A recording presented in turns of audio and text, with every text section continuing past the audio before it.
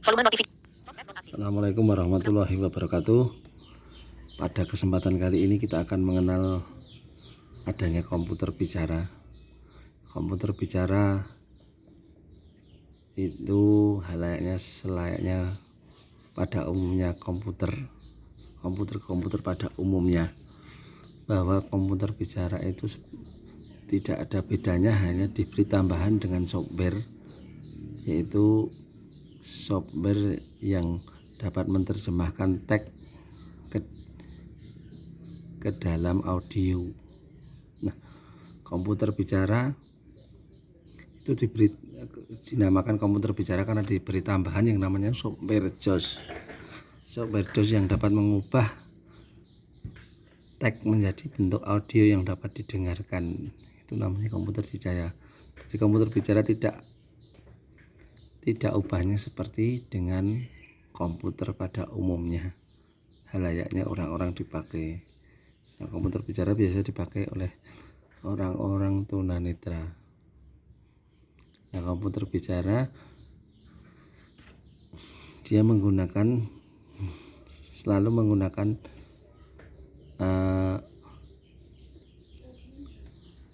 sebuah software yang bernama JAWS yang dapat mengubah, atau MPDA yang dapat mengubah teks menjadi bentuk audio.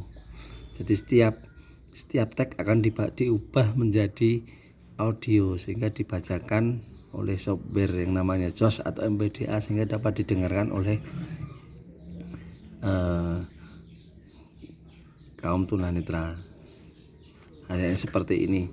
Misalnya kalau kita kursor kita bunyi di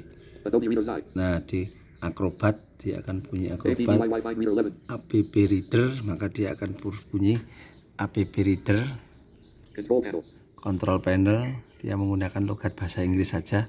Recycle bin, maka dia gambar sampah, dia akan dibunyikan sebagai recycle bin. PDF password remover, dia akan dibunyikan seperti itu. Lah, perbedaannya kalau halayaknya operasional pada komputer halayaknya itu menggunakan mouse, tapi kalau pakai software JAWS yang dapat mengubah teks menjadi audio, dia menggunakan operasional keyboard. Semuanya menggunakan operasional keyboard. Jadi memfungsikan keyboard sebagai pengganti mouse. Nah, seperti ini, menggunakan operasional keyboard menjadi mouse. Jadi dia menggunakan panah untuk menggerakkan. Nah, dia menggunakan panah untuk menggerakkan kursor yang ada di layar, dia digerakkan pakai panah. Nah, setiap kita menggerakkan panah, dia pasti berbunyi. Dia untuk menunjukkan bahwa kursor berada di mana, tempat kursor berada. Dia selalu berbunyi. Kemudian kalau untuk mengkliknya dia pakai enter, pakai tombol enter. Nah,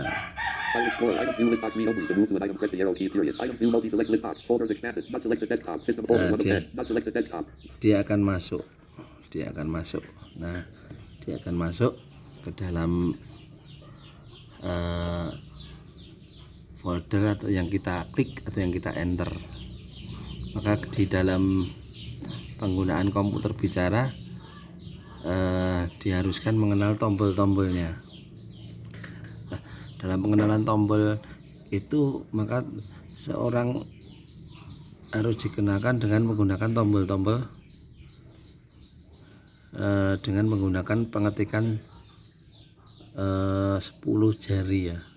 Jadi kita kenalkan tombol, misalnya tombol yang paling atas, kita tombol itu nanti di tahap nanti, tapi kita akan kenalkan tombol itu dibagi menjadi 3 bagian. Yang pertama bagian atas itu meliputi escape, F1, F2, F3 dan seterusnya. Kemudian tombol yang bagian bawah itu meliputi ada crop, terus kemudian caps lock, tab, terus kemudian ada shift, ada kontrol, ada FN, ada Windows, ada ALT spasi.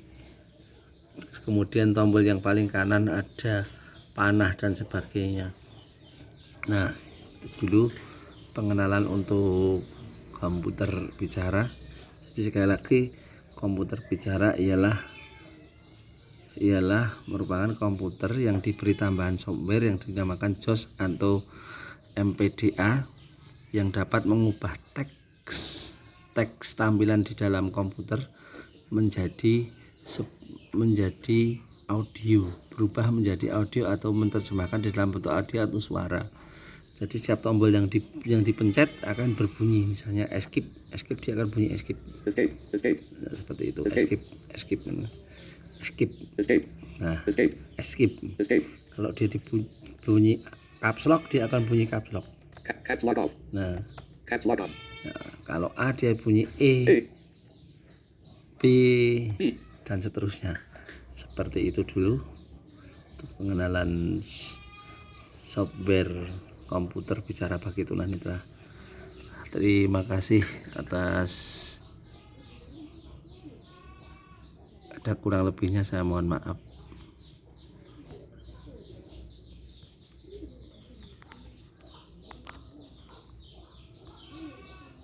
Kamera. M.